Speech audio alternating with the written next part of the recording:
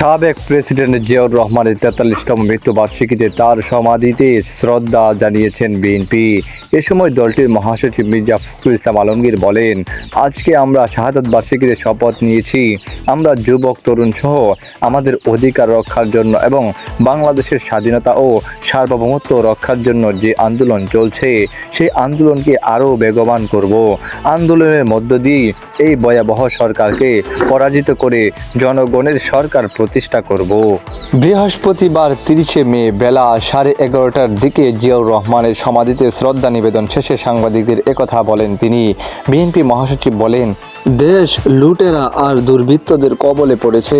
সরকার দেশকে পরনির্ভরশীল করে ব্যর্থ রাষ্ট্র পরিণত করতে চায়। তিনি বলেন, বাংলাদেশে গণতন্ত্র সম্পূর্ণভাবে নির্বাসিত একদলীয় শাসন ব্যবস্থা প্রতিষ্ঠার জন্য আজ শাসক গোষ্ঠী আওয়ামী লীগ তারা বিভিন্ন রকম কাল কৌশল করে জনগণের ভোটের অধিকার হরণ করে নিয়ে ক্ষমতাকে দখল করে আছে এবং একদলীয় শাসন ব্যবস্থা প্রত্যাবর্তন করছে বিভিন্ন পদ্ধতিতে।